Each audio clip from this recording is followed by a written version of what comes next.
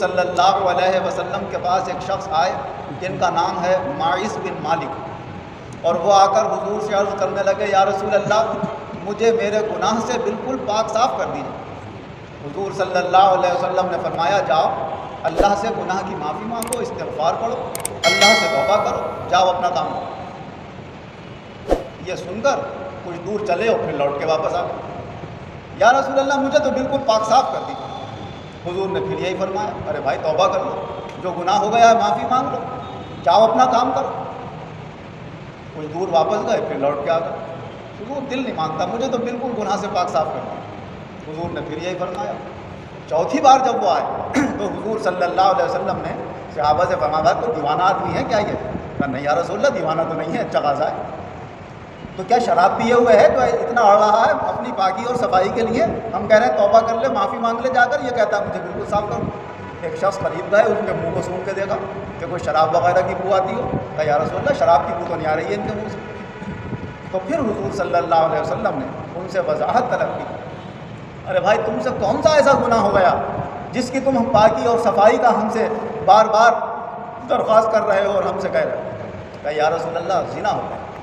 ارے زنا ہو گیا، اچھا اب تو بھائی تم نے 4 بار اس کا اقرار بھی کر لیا، اب اس کی سزا یہ ہے کہ تم شادی شدہ آدمی ہو، اور شادی شدہ آدمی سے اگر یہ گناہ ہو جائے تو اسے پتھر مار مار کے ہلاک کیا جاتا ہے۔ کہا یا رسول اللہ بالکل حاضر ہوں، ہلاک کر دیا جائے مگر مجھے گناہ سے پاک کر دیا جائے۔ حضور صلی اللہ علیہ وسلم نے حکم دیا انہیں لے جاؤ اور انہیں سنسار کرو۔ انہیں سنسار کر دیا گیا، نماز جنازہ پڑھی گئی، دفن کر دیا گیا۔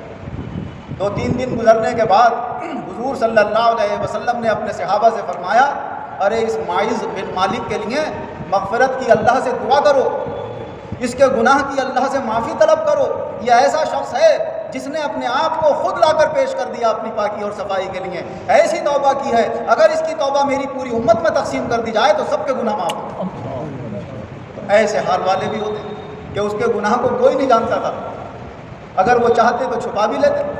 اللہ کے رسول کہہ رہے ہیں جاؤ معافی مانگ لو، جا کر معافی مانگ لیتے، اللہ معاف کرنے والا رحم الراحمین۔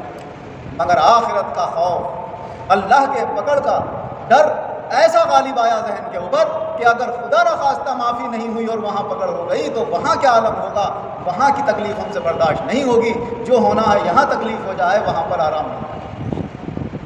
ایسے اور بھی لوگ، ایک عورت آئی ایک مرتبہ حضور صلی اللہ علیہ وسلم کے دربار میں، قبیلہ ازد کی ایک شاخ تھی جسے قبیلہ غامد کہا جاتا تھا، اس کی ایک عورت آئی حضور صلی اللہ علیہ وسلم کی خدمت میں، وہ بھی آ کر عرض کرنے لگی یا رسول اللہ مجھے میرے گناہ سے پاک کر دیجیے۔ تو ان سے بھی حضور صلی اللہ علیہ وسلم نے یہی فرمایا، پوچھا نہیں کیا گناہ کر کے آئی؟ یہ فرمایا گناہ ہو گیا، اچھا جاؤ اللہ سے معافی مانگو، اللہ معاف کرو۔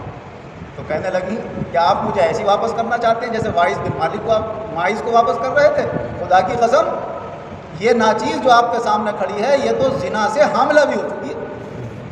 تو حضور صلی اللہ علیہ وسلم نے جب 4 بار ان سے بھی اقرار کرا لیا تو فرمایا جب یہ بچہ پیدا ہو جائے جو تمہارے پیٹ میں بچہ ہے تب تم ہمارے پاس آؤ۔ وہ چلی گئی۔ جب بچہ پیدا ہوا تو پھر آ کر حضور کی خدمت میں حاضر ہوتے ہیں، یا رسول اللہ میں حاضر ہوں، بتائیے میری کیا سزا ہے؟ حضور صلی اللہ علیہ وسلم نے فرمایا ابھی بچہ چھوٹا ہے، جب تک یہ دودھ پی رہا ہے اسے دودھ پلاؤ، اس کی پرورش کرو، جب روٹی کھانے کے لائق ہو جائے تب آنا ہمارے۔ جب وہ روٹی کھانے کے لائق ہو گیا بچہ تو 2.5 سال میں، تو وہ پھر حاضر ہوئی حضور کی خدمت میں۔ اللہ کے خوف سے پختہ ارادہ ہی کر لیا تھا کہ ہمیں تو اس گناہ سے پاک ہونا ہے، ڈگمگائی نہیں کہ اس میں تو جان جا رہی ہے، اپنے ارادے کے اوپر ثابت قدم رہی اور پھر آ کر حضور کی خدمت میں حاضر ہو گئیں اور جان بوجھ کر ایک روٹی کا ٹکڑا بھی بچے کے ہاتھ میں دے کر لائی۔ یا رسول اللہ دیکھیے روٹی کھا رہا ہے، ابھی اپنا پرورش اس کی ہو جائے۔ حضور صلی اللہ علیہ وسلم نے وہ بچہ لے کر ایک انصاری شخص کو دیا، بھائی تم اس کی پرورش کرنا اور انہیں لے جاؤ اور انہیں سنسار۔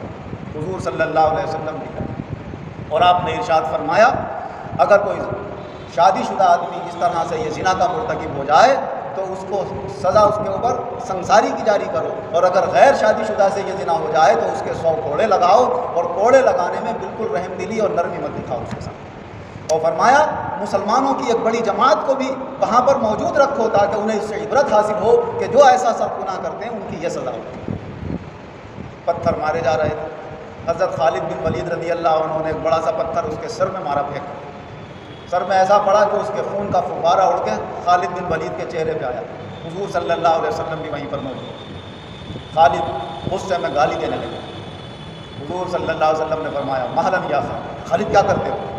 معلوم ہے اس نے کیسی توبہ کی ہے. فرمایا یہ توبہ اگر ٹیکس جو زبردستی لوگوں سے وصول کرتے ہیں ان ٹیکس کرنے والوں پر بھی اگر اس کی توبہ ڈال دی جائے تو ان کے گناہ بھی معاف ہو جائیں گے. حضور صلی اللہ علیہ وسلم نے بعض روایتوں میں آتا ہے کہ خود ان کی نماز جنازہ پڑھی.